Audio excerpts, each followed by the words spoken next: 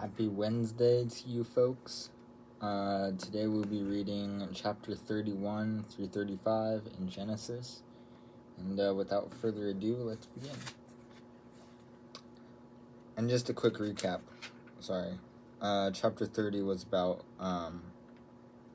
or technically the last section we read was just about Jacob and Isaac and Jacob's wives, bearing him kids. And essentially is all that. And now in chapter 31, we're going to read about how Jacob flees from Laban. And Laban is his uncle who kept him working for him so that Jacob could marry his daughters. Yeah, pretty much how it goes. Anyways, chapter 31. Jacob heard that Laban's sons were saying, "Jacob has taken everything our father owned and has gained all this wealth from what belonged to our father." And Jacob noticed that Laban's attitude towards him was not what it had been. Then the Lord said to Jacob, "Go back to the land of your fathers and to your relatives, and I will be with you." So Jacob sent word to Rachel and Leah to come to the fields where his flocks were.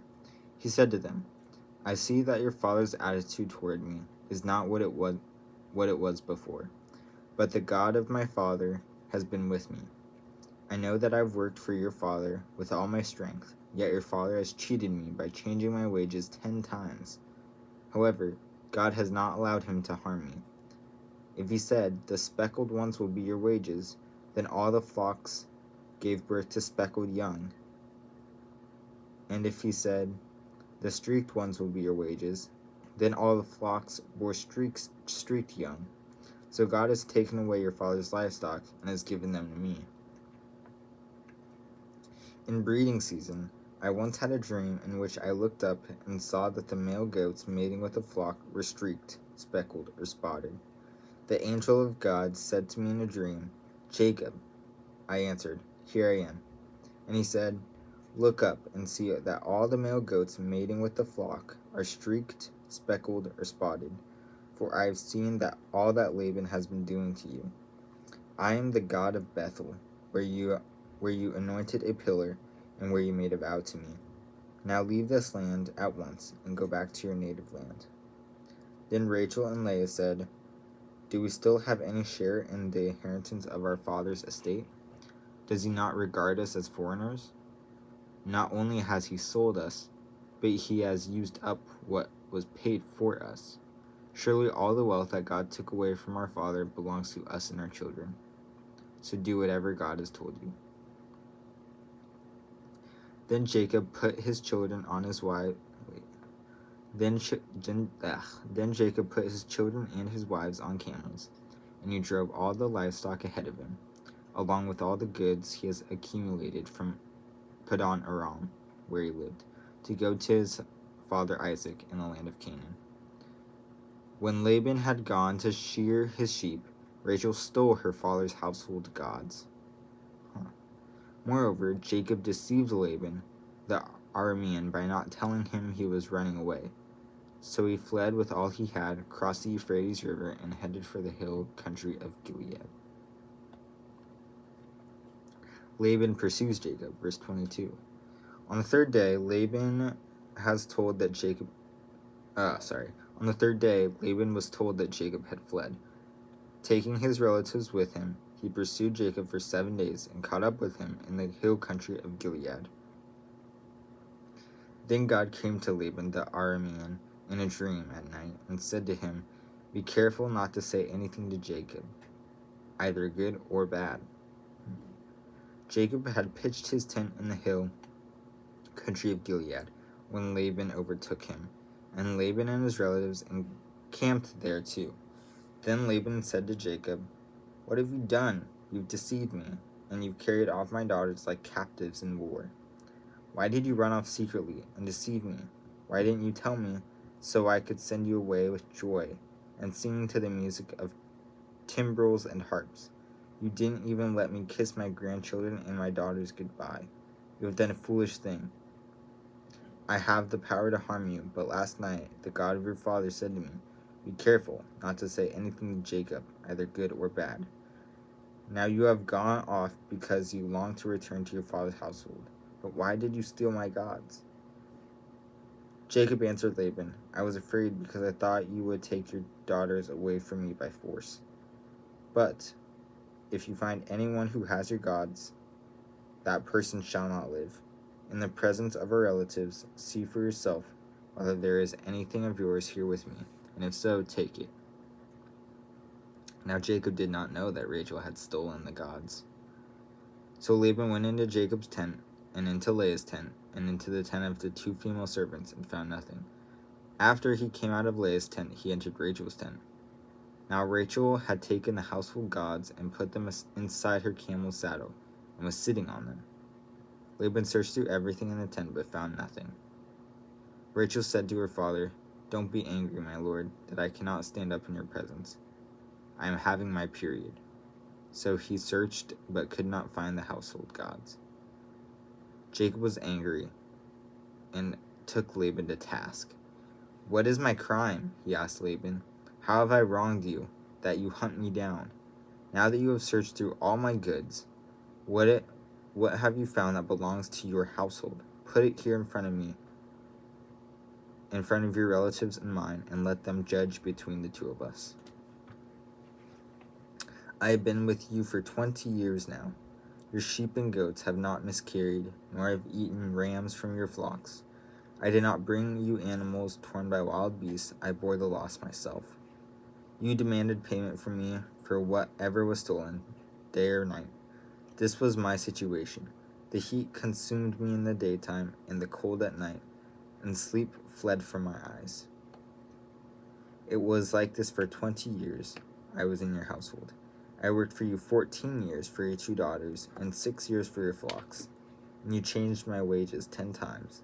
If the God of my father, the God of Abraham, and the fear of Isaac had not been with me, you would surely have sent me away empty-handed. But God has seen my hardship and the toil of my hands, and last night he rebuked you." Laban answered Jacob, "The women are my daughters, the children are my children, and the flocks are my flocks. All you see is mine. Yet what can I do today about these daughters of mine, or about the children they have borne? Come now, let's make a covenant between you and I, and let it serve as witness between us."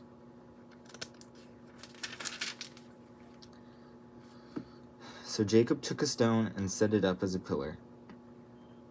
He said to his relatives, "Gather some stones." So they took stones and piled them in a heap, and they ate there by the heap. Laban called it Jegar Sahadutha, and Jacob called it Galeed. Interesting how they had different names. Both those words mean witness heap. Laban said, "This heap is a witness between you and me today." That is why it is called Galeed. It was also called Mizpah, because he said, "May the Lord keep watch between you and me when we are away from each other. If you mistreat my daughters, or you take any wife besides my daughters, even though no one is with us, remember that God is witness between you and me." Laban also said to Jacob, "Here is this heap, and here is this pillar I have set up between you and me. This heap is a witness, and this pillar is a witness, that I will not go past this heap to your side to harm you, that you will not go past this heap and pillar to my side to harm me. May the God of Abraham, and the God of Nahor, and the God of their father judge between us." So Jacob took an oath in the name of the fear of his father Isaac. He offered a sacrifice there in the hill country and invited his relatives to a meal. After they had eaten, they spent the night there. Early the next morning, Laban kissed his grandchildren and his daughters and blessed them. Then he left and returned home. Chapter 32. Jacob prepares to meet Esau. Jacob also went on his way, and the angels of God met him. When Jacob saw them, he said, "This is the camp of God." So he named the place Mahanaim.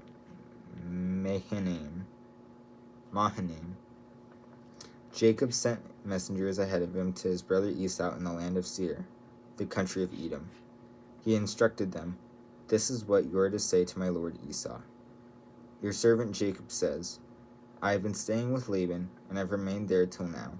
I have cattle and donkeys, sheep and goats, male and female servants.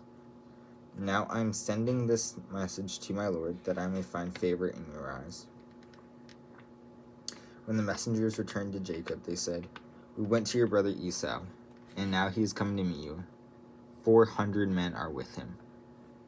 In great fear and distress, Jacob divided the people who were with him into 2 groups, and the flocks and herds and camels as well. He thought, if Esau comes and attacks one group, the group that is left may escape. Then Jacob prayed, "O God of my father Abraham, God of my father Isaac, Lord, you who said to me, 'Go back to your country and your relatives, and I will make you prosper.' I am unworthy of all the kindness and faithfulness you have shown to your servant. I had only my staff when I crossed this Jordan, but now I have become 2 camps. Save me, I pray, from the hand of my brother Esau, for I am afraid he will come and attack me, and also the mother of their children.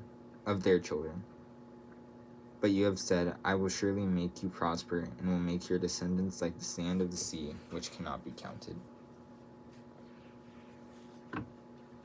He spent the night there, and from what he had with him, he selected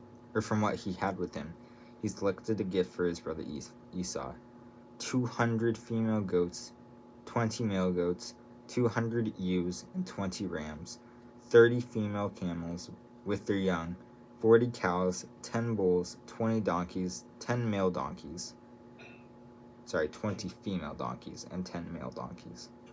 He put them in the care of his servants, each herd by itself, and said to his servants, "Go ahead of me, and keep some space between the herds."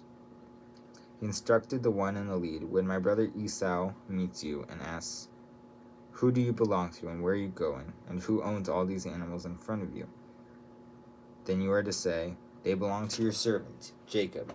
They are a gift sent to my lord Esau, and he is coming behind us.'" He also instructed the second, third, and all the others who followed the herds, "You are to say the same thing to Esau when you meet him, and be sure to say, 'Your servant Jacob is coming behind us.'" For he thought, "I will pacify him with these gifts. I am sending him on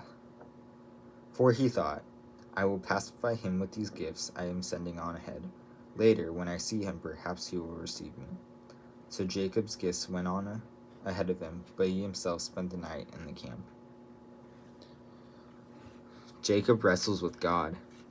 That night, Jacob got up and took his 2 wives, his 2 female servants, and his 11 sons, and crossed the ford of the Jabbok. After he had sent them across the stream, he sent over all his possessions. So Jacob was left alone, and a man wrestled with him till daybreak. When the man saw that he could not overpower him, he touched the socket of Jacob's hip, so that his hip was wrenched as he wrestled the man. Then the man said, "Let me go, for it is daybreak." But Jacob replied, "I will not let you go unless you bless me." The man asked him, "What is your name?" "Jacob," he answered.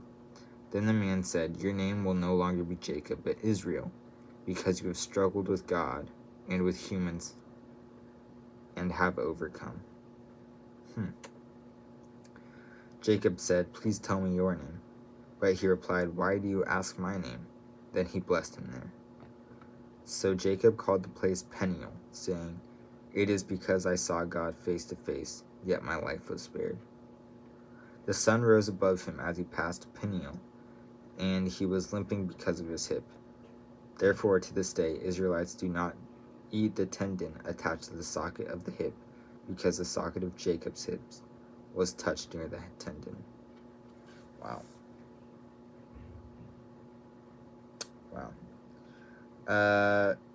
Chapter 33. Let's actually break this up a little bit.